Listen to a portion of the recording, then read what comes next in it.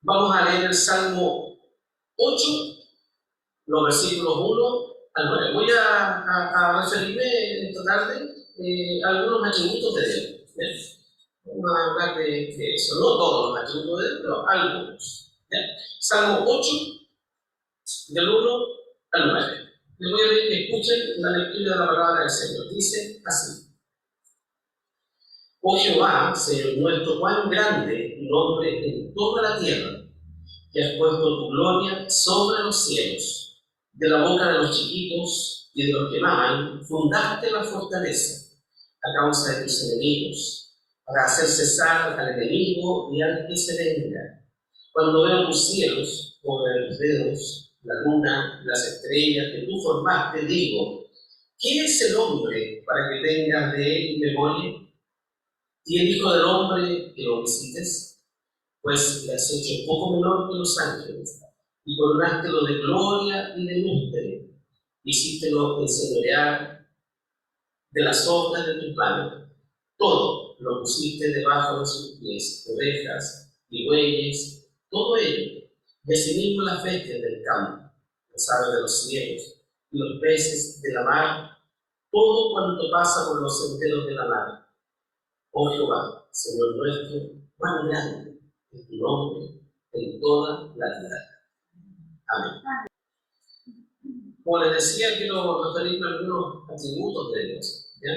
Y cuando hablamos de atributos de Dios, obviamente, nos referimos a ciertas cualidades y a ciertas características también de este ser que nosotros llamamos Dios, que lo llamamos Creador y que lo llamamos también Padre y Salvador.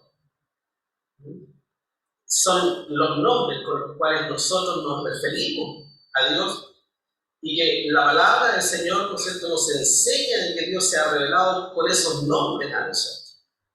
Dios, porque es un ser supremo.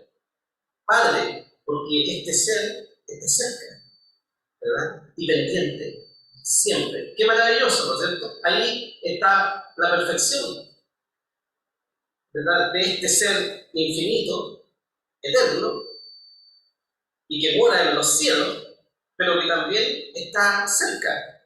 Y por eso quiere que le llamemos Padre. Por eso Jesús, cuando enseñó a orar a los discípulos, ¿qué les dijo? Vosotros cuando oréis, decid, Padre nuestro que estás en el cielo.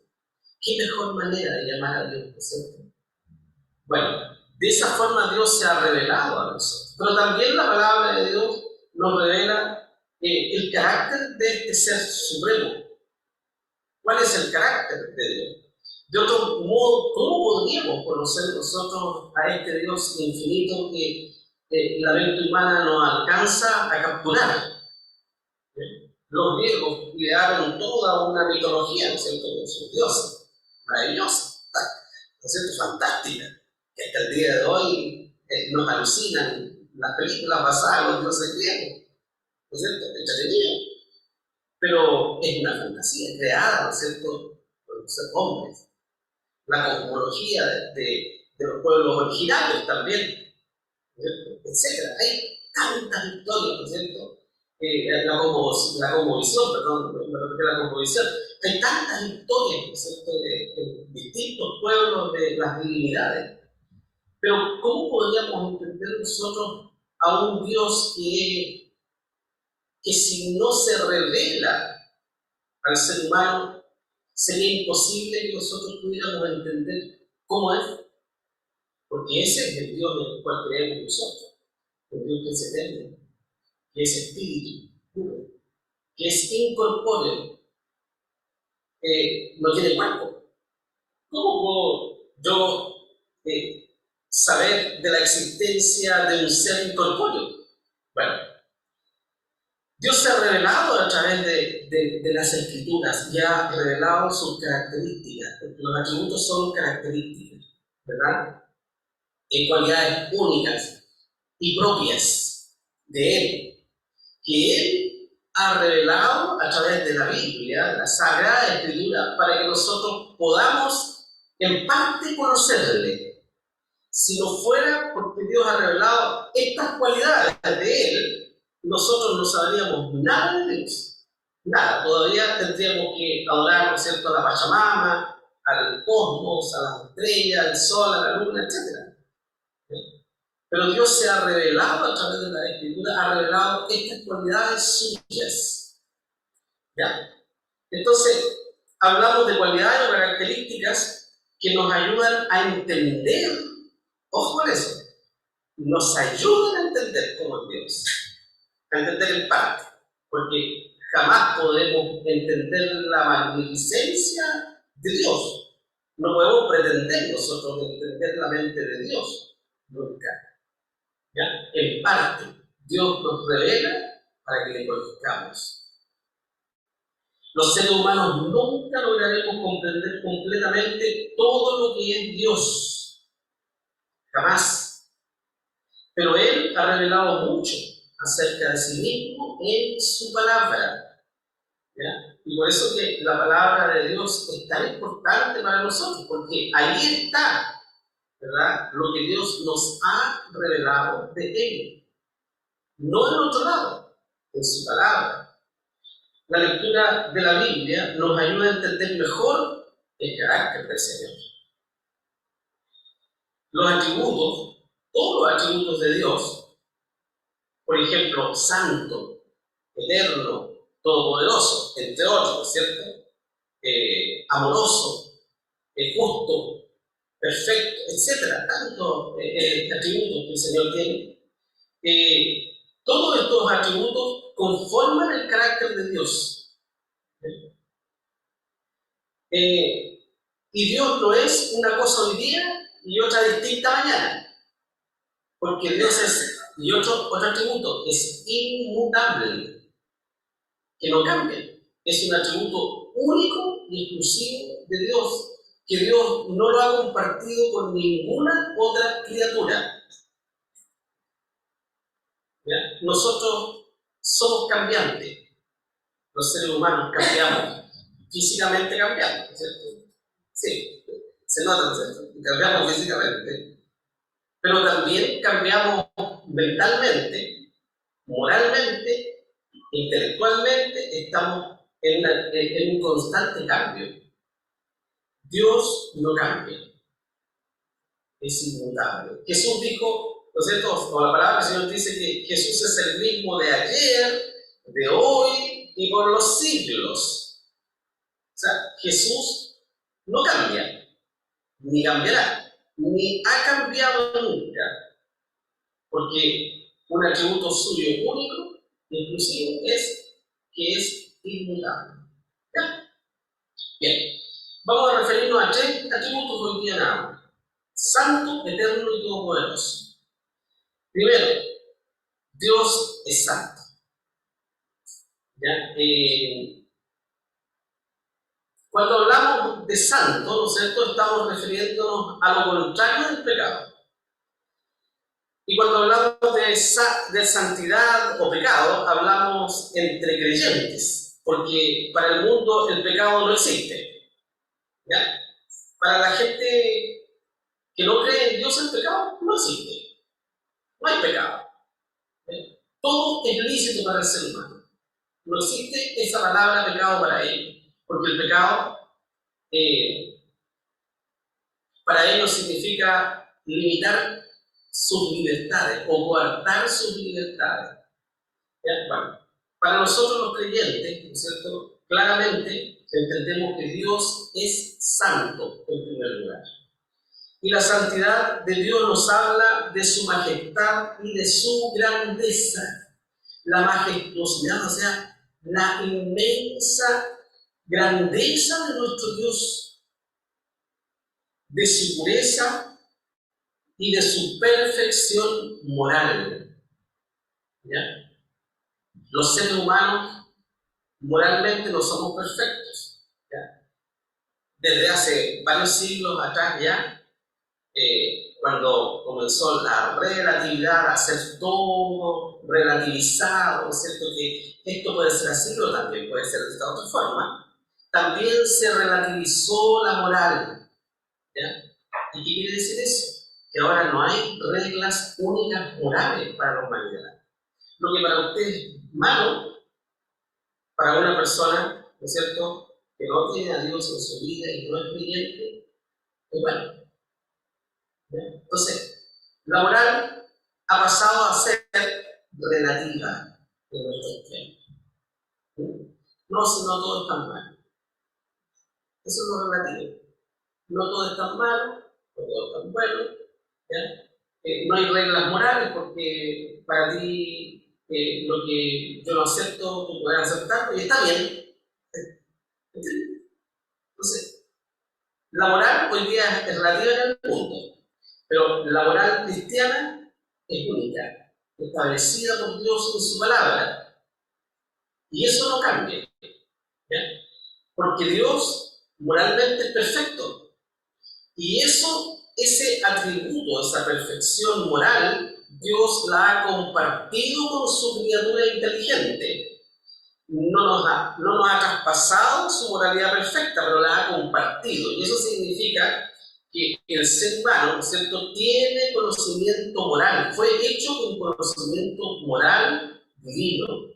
Y por lo tanto, en el fondo del ser, el ser humano, ¿no es cierto?, trae la ley de Dios escrita en el corazón, en su conciencia, aunque no crea. ¿Ya? Por naturaleza, el ser humano, en su conciencia, sabe lo que es bueno y lo que es malo. Lo sabe. ¿Ya? Entonces, esa moral perfecta en Dios, Dios la ha comunicado a su criatura. Y por eso también nosotros somos seres morales, distintos a los animales, ¿cierto? Nosotros somos seres morales. Dios nos ha hecho con conciencia, con conocimiento del bien y del mal. Y que esta criatura, ¿no es cierto?, hecha imagen y semejanza de Dios en ese aspecto, haya relativizado la moral, ya no es la culpa de Dios, sino de la criatura, ¿verdad? Dios me hizo un ser moral, pero yo relativizo la moral. Pero yo digo, no, en realidad no existe el pecado. El pecado es un concepto de la Biblia, nada más, pero no existe. Ya, eso es lo que piensa una persona sin Cristo. El pecado no existe, que es un concepto de la Biblia, que no tiene mayor injerencia, ¿no es cierto?, en la vida de las personas libres. ¿Ya? Entonces, en Dios no hay mancha ni pecado. Dios no peca. Por eso Jesús no pecó. Jesús no pecó nunca. Y por eso la muerte no lo pudo retener. Porque nunca pecó. Fue perfecto hombre. Era Dios, ¿no es cierto? En Cristo habitó la perfección. Perfecto hombre y perfecto Dios. Por lo tanto, Jesús nunca pecó. ¿Ya? En Dios no hay defecto ni hay maldad. Dios es único en ese sentido. Es único, exclusivo. No hay ni nunca habrá en toda la creación, en todos los seres que Dios ha creado, nadie tan perfectamente santo como nuestro Dios. Dios creó un ser superior a todos los demás, hermosísimo, ¿no es cierto? Dice la palabra del Señor. Un ángel, y era más hermoso que todos los ángeles. El lucero de la mañana era más hermoso que todos los ángeles, más perfecto que todos, no más que Dios. Pero era el ser más perfecto que Dios había creado. Pero ¿qué pasó? Fue hallada maldad en él, ¿cierto? Porque no fue creado a la estatura de Dios, porque fue una criatura. ¿Ya? Solo Dios es perfectamente santo. Esta es una de las razones por las que Él es el único digno de toda nuestra alabanza y adoración. ¿Ya? No olvidemos que en los cielos, los ángeles, día y noche, alaban al Señor. ¿Y qué dicen? Día y noche. Santo, santo, santo, Jehová de los ejércitos. El cielo y la tierra están llenos de tu gloria. día y noche. Santo, santo, santo.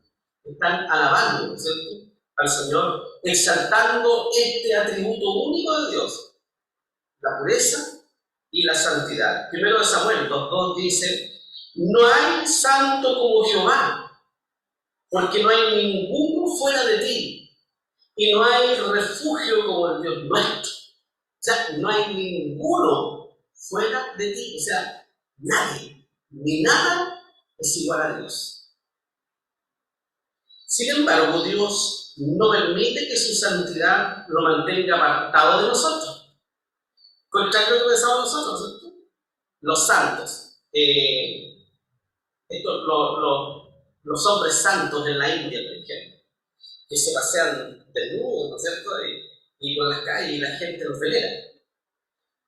Los venera como personas más elevadas, ¿ya? Y no es llegar y tocar a una de esas personas. Lo veneran, ¿no es cierto?, le hacen reverencia, pero no pueden llegar y tocarlos. Están en otro nivel. Los sacerdotes, aquellos que creen que están más cerca de Dios, ¿no es cierto?, se autoelevan a una posición, ¿no es cierto?, lejos del común de las personas. Se separan. Siglos atrás se pensó, ¿no es cierto?, que para agradar a Dios había que apartarse del mundo, y así fue como surgieron monasterios, ¿no es cierto?, en distintos lugares lejanos de toda civilización, para no contaminarse, ¿no es cierto?, con la civilización y con lo mundano.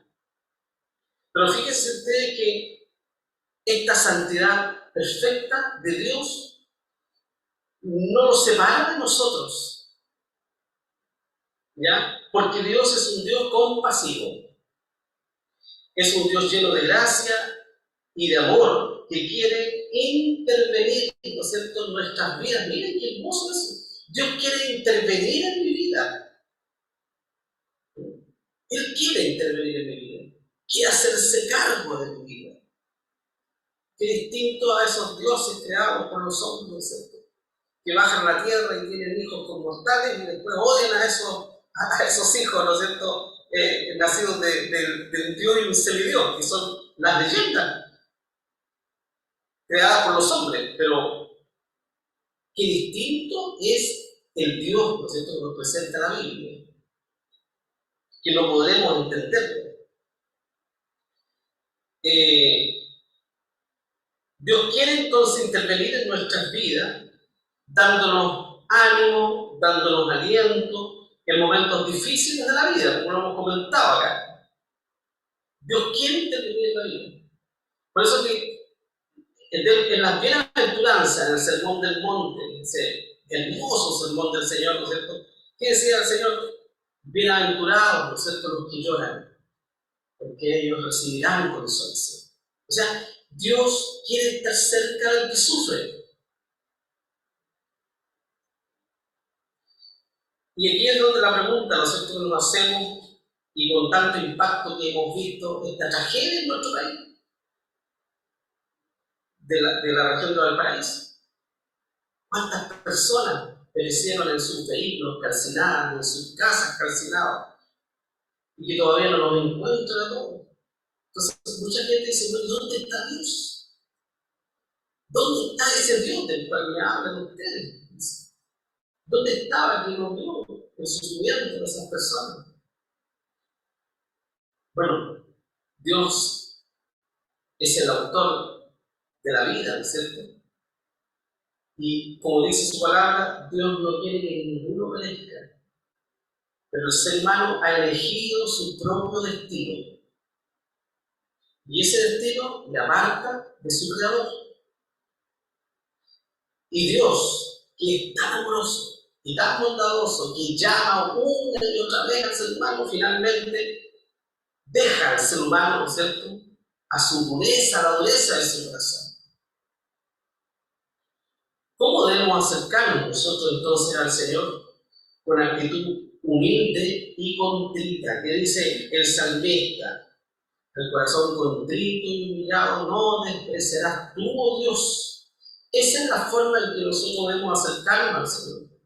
Un soberbio jamás conocerá realmente al Señor. porque ni siquiera se va a acercar al Señor. ¿Verdad? Hay que acercarse a Dios con una actitud humilde y contrita, reconociendo mi bajeza y mi pecado, ¿verdad? Reconociendo siempre su santidad y nuestra necesidad de Él. Isaías 57:15 dice: porque así dijo el alto y sublime, el que habita la eternidad, y cuyo nombre es el Santo. Miren, yo habito en la altura y la santidad, dijo el Señor, y con el quebrantado y humilde espíritu. ¿Se fijan ustedes? Dios habita en la santidad absoluta, plena, pura, pero también Dios, ¿no es cierto?, puede habitar con el humilde, aunque ese humilde sea como nosotros, ¿cierto?, pecadores.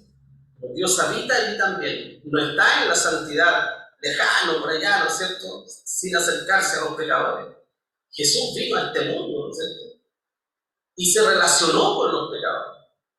Jesús fue criticado, ¿por qué? Porque entraba en la casa de los pecadores y dejaba que le tocaran, ¿no es cierto?, mujeres de mala reputación, hombres de mala reputación, y fue criticado por eso. ¿Pero qué demostró el Señor con eso?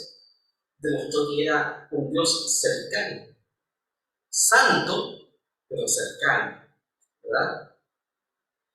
Dios también es eterno. Segundo atributo, Dios es eterno. Nuestro Dios no tiene principio ni tendrá fin. ¿Cómo puede ser eso? ¿Verdad? Que no tiene principio, que no ha nacido. No nació, pero tampoco tendrá fin. Su existencia no tendrá fin jamás. No tiene principio su existencia. Dios ha existido siempre. ¿Cómo puedo entender yo que un ser haya existido siempre? Si la mente finita solo puede procesar que un ser vivo nazca y muera, pero que nazca en algún momento, ¿no es cierto?, de la historia o del universo, venga a la vida un ser, nació, pero que exista siempre. ¿Cómo puedo entender eso? Que exista siempre. Eso está fuera de nuestro alcance, ¿verdad? Dios es eterno, ha existido siempre y existirá por toda la eternidad. Este es un concepto muy difícil de entender para nosotros, complejo, ¿verdad? Muy difícil. No pretendamos entenderlo, solamente creámoslo y aceptémoslo como atributo maravilloso de nuestro Dios, este Dios eterno, ¿no es cierto?, que es imposible que haya sido creado por una imaginación humana. ¿Qué hombre tan inteligente puede haber que haya creado, ¿no es cierto?, a este Dios con estos atributos? Es imposible eso. Pero Dios tampoco está limitado por el tiempo. Nosotros sí, pero Dios no está limitado por el tiempo. Contrario a todo lo demás que hay en el universo, Dios no fue creado por nadie. Él existe desde la eternidad y existirá por toda la eternidad. Cuando Moisés le preguntó su nombre a Dios, Dios le dijo: yo soy el que soy.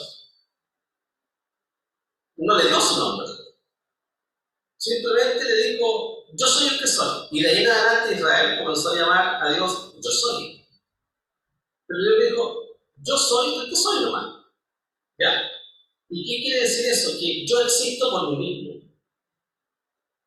Eso quiso decirle Dios a Moisés, no le dio el nombre, le dijo: yo existo por mí mismo. Simplemente confórmate con eso y ve a Faraón y dile eso. El Dios que existe, el yo soy, Él me ha mandado. No le dio ni un nombre, ¿verdad? O sea, Dios revela lo que quiere revelar. Y su nombre verdadero, si es que tiene un nombre verdadero, nuestro Dios no lo ha revelado nunca. Ni su imagen. ¿Ya? Ese es el nombre eterno de Dios, ¿no es cierto? Y el nombre con que es y será conocido por todas las generaciones. Un nombre que proclama su eternidad, este atributo de eternidad. El nombre que Dios dio proclama este atributo de la eternidad. Existo, de existir, de ser. Y dijo Moisés a Dios en Éxodo 3:3: He aquí que llego yo a los hijos de Israel y les digo: el Dios de vuestros padres me ha enviado a vosotros. Y si ellos me preguntaren cuál es el nombre, ¿qué les responderé yo? ¿No es cierto? Moisés tenía bueno, yo ir a los judíos, a los israelitas, mi pueblo, pero ellos me acuerdo y el nombre de Dios, porque los judíos ya se habían mezclado, ¿cierto?, con los egipcios, y los egipcios tenían muchos dioses. Entonces, los judíos le iban a preguntar a Moisés. Moisés dijo: me van a preguntar cuál es el nombre del Dios. ¿Ya? Entonces, por eso Moisés dijo: ¿y qué les voy a decir? Y por eso el Señor, ¿cierto?, les dijo, respondió Dios a Moisés: yo soy el que soy. ¿Sí? Nada más. Yo soy el que soy y punto. Yo existo. Y dijo así: así dirás a los hijos de Israel: yo soy, me he enviado a vosotros. ¿Ya? Entonces, el nombre con el cual Dios se reveló es un nombre que proclama este atributo de la eternidad. Dios es eterno. ¿Ya? Antes que naciesen los montes y formases la tierra y el mundo, y desde el siglo, dice, y hasta el siglo. ¿Y qué quiere decir eso? Desde el siglo, desde la eternidad y hasta el siglo, y hasta la eternidad. ¿Ya? Tú eres Dios. El salmista dice eso. ¿Ya? Desde la eternidad y hasta la eternidad tú eres Dios, antes que formasen los cielos, los montes y todo eso. ¿Ya? Entonces, Dios es eterno, es santo y es eterno. Y tercero, es omnipotente, que significa que es todopoderoso, que no hay nada que no pueda hacer. Cuando decimos que Dios es omnipotente o todopoderoso, nos referimos al hecho de que Él todo lo puede. ¿Qué dice la palabra del Señor? Porque no hay imposible para Dios. Lo que es imposible para los hombres, para Dios es posible. Porque nada es imposible para Dios, dice la palabra del Señor. Nada. Dios lo puede hacer todo. Si Dios ha creado el firmamento, si Dios ha creado esa estrella que nos alumbra de día, ¿cierto?, y que nos quema y que calienta la tierra para que se produzca la vida, y que si pudiéramos viajar hacia el sol, ¿no es cierto?, no podríamos llegar por la potencia, ¿no es cierto?, y nos destruiría, muy lejos estaríamos y nos destruiría ya. Dios ha creado eso. ¿Qué ser tan maravilloso y tan potente pudo haber creado una estrella como esa? Y esa es una estrella de las millones de estrellas que hay en el universo, y otras mucho más grandes que el Sol. Entonces, qué maravilloso, ¿no es cierto? Dios es todopoderoso.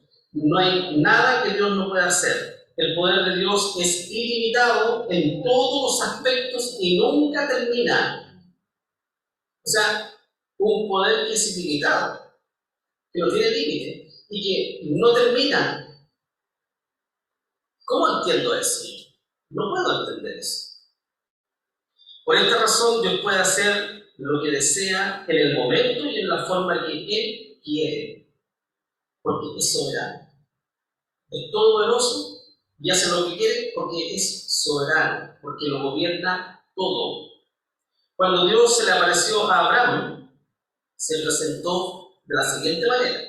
Y siendo Abraham de edad de 99 años, apareció Jehová y le dijo: yo soy el Dios todopoderoso. Anda delante de mí y sé perfecto. Así se le presentó el Señor a Abraham. Yo soy el Dios todopoderoso, omnipotente. O sea, que puede hacer todo lo que quiera, simplemente. Todo. Dios se presentó como el Dios todopoderoso desde el principio de la conversación. El Señor quería dejarle claro a Abraham que todo lo que iba a decir, las promesas que le iba a hacer, solo Él podía cumplir. No hay nada imposible para Dios, y nosotros, tal como hizo Abraham, debemos creer entonces solamente y confiar en su poder completo, ¿no es cierto?, e infinito. Debemos confiar nada más. No, ¿qué sacamos con tratar de entender estas cosas? ¿Verdad? Solo confiar, solo creer, ¿no es cierto?, que estos atributos son verdad única de nuestro Dios. Éxodo 6:3 también, ¿no es cierto?, dice: y aparecí a Abraham, a Isaac y a Jacob bajo el nombre de Dios omnipotente. Y miren lo que dice aquí: mas en mi nombre, Jehová, no me notifique a ellos. ¿Ya? O sea, primero Dios se presenta a Abraham como el Dios omnipotente o todopoderoso. ¿Ya? Y posteriormente a Moisés se le presenta como el yo soy. ¿Ya?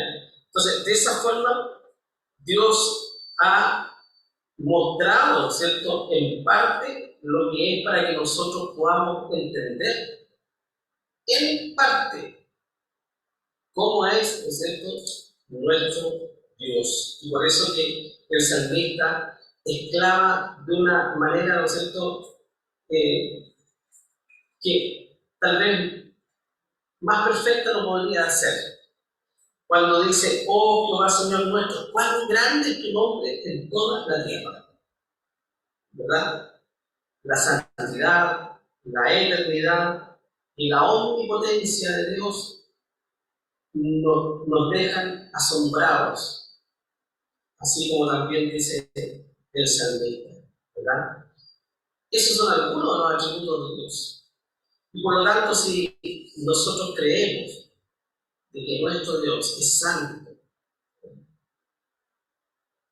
es todopoderoso y es eterno, entonces podemos vivir una vida, ¿no es cierto?, con esperanza de que nuestra vida está en las manos de Él. Entonces, no intentemos comprender la magnificencia de Dios porque no podremos entenderlo. Por eso que la salvación es obrada a través de la fe y no de la razón. Porque la razón humana no puede alcanzar el conocimiento de Dios, es imposible. Solo por la fe. ¿Verdad? Cree en el Señor Jesucristo y será salvo. O sea, cree. No trates de entenderlo. Cree.